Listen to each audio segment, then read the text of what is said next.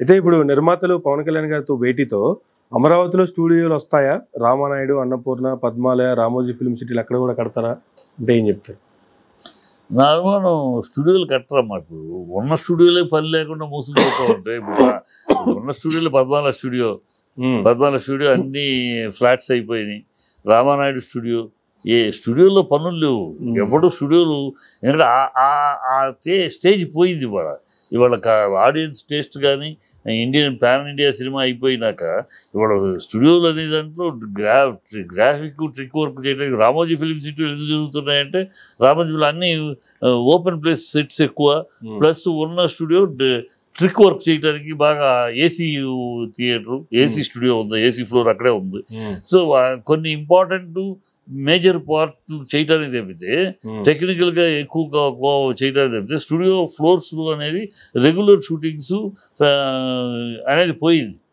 ఎక్కువ natural houses, original houses, లేకపోతే పెద్ద పెద్ద సెట్లు వేసుకుని మనం ఇప్పుడు సాఫ్ట్వేర్ ఆఫీస్ కావాలంటే ఎక్కడ చేయలేము. అందుకని స్ట్రక్చరు ఒక విజన్ స్ట్రక్చర్ మొత్తం చేసుకుని ఆ లోపల రూముల వరకు ఎక్కడ మనం తెలిసిన కంపెనీలు అడగడం, లేకపోతే దాన్ని సెట్ చేసుకుంటాం. ఆ ఒక రూమ్ అట్లా జరుగుతుంది. సో దీనివల్ల అక్కడేదో స్టూడియోలు వస్తాయి, అక్కడ స్టూడియోలు వస్తే ఇండస్ట్రీ పెరిగిపోద్దా? ఏం పెరగదు. ఇండస్ట్రీ ఆంధ్రాలో పెరగాలంటే అది వైజాగ్,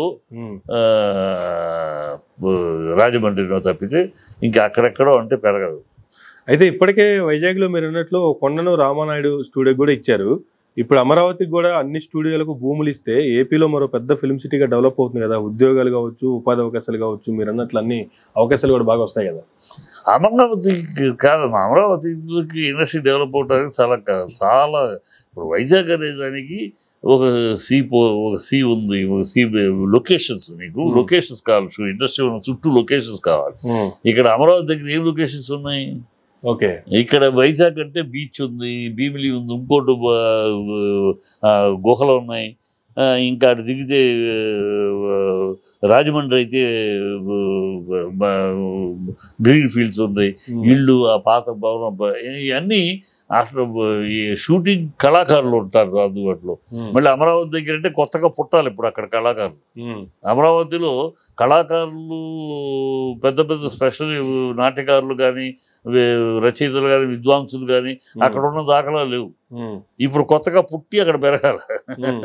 అది ఇప్పుడున్న సమస్య ఎందుకు రావట్లేదు? వైజాగ్ నుంచి, తెనాల నుంచి, రాజమండ్రి నుంచి ఉన్న సమర్థులైన కళాకారులు, విషయ జ్ఞానం ఉన్న సంపత్తి ఉన్న కళాకారులు ఎందుకు రావట్లేదు హైదరాబాద్కి?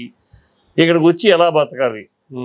ఇక్కడ వస్తే మనం కళాకారులు వచ్చి బతికే అవకాశం ఉండే చోట్ల పెరుగుద్ది. కానీ అక్కడ వచ్చేసి ఊరవతలు ఎక్కడో ఉండి ఎక్కడి నుంచో రావాలంటే, ఇప్పుడు తమిళనాడులో సేలం ఉండేది, సేలం ఎందుకు మూసుకుపోయింది? కళాకారులు లేదు అక్కడ. చెన్నైలో ఉండేవారు కళాకారులు, అక్కడి నుంచి మోడర్న్ థియేటర్స్ 100 సినిమాలు తీశారు సేలంలో. స్టూడియో కట్టి 100 సినిమాలు తీసినా బతకలా. ఓకే, సో ఇప్పుడు కళాకారులు అందరూ అందుబాటులో ఉండే చోట అయితే పెరుగుద్ది. కానీ ఈ కళాకారులు అక్కడ ఒక మూలలో అక్కడోళ్ళు ఇక్కడ మనం ఇక్కడ ఉంటే ఒక 100 దూరంగా ఉన్నారు. ఇప్పుడు మన కళాకారులు ఎక్కడెక్కడ ఉన్నారు? వైజాగ్లో ఉంటారు, రాజమండ్రిలో ఉంటారు, మనకు వచ్చిన వాళ్ళు తెనాల్లో ఉంటారు, విజయవాడకి ఉంటారు, సాహిత్య పరులు కానీ ఇంకోళ్ళు కానీ, ఇలా ఈ 4 జిల్లాల నుంచి నెల్లూరులో ఉన్నారు. మిగతా వాళ్ళు లేరని కాదు, ఇక్కడ నుంచి కొంచెం ఎక్కువ మంది ఇండస్ట్రీకి. ఓకే, సో ఈ ఎక్కువ మంది ఉన్న ప్లేస్కి దగ్గరలో ఇండస్ట్రీ ఉంటేనే అది పరిమాణం చెందుతుంది. కానీ వీళ్ళకి అందుబాటులో ఇప్పుడు హైదరాబాద్లో ఉంటే హైదరాబాద్ లోకల్ వాళ్ళు వస్తున్నారు. మన ఇటు నుంచి రావట్లేదు, సర్కారు నుంచి ఎందుకు రావట్లేదు? లోకల్గా అక్కడే ఉన్నారు ఎందుకు? ఇప్పుడు మెడ్రాస్లో ఇండస్ట్రీ అంటే అందరూ అక్కడికి వెళ్ళిపోయాం. అందరూ ఇప్పుడు మళ్ళీ అందరూ ఇక్కడ రారు. ఇక్కడ వాళ్ళు ఇక్కడ ఉంటారు. ఇక్కడ తెలంగాణ ఇండస్ట్రీ ఇక్కడ ఉంటుంది. ఆంధ్ర ఇండస్ట్రీ వెళ్ళాలంటే వాళ్ళ కళాకారుల దగ్గరలో మనం వెళ్ళాలి. కానీ మేము ఇక్కడ ఉంటాము, మీరు రండి అంటే ఇప్పుడున్న పరిస్థితి అవుతుంది. ఓకే.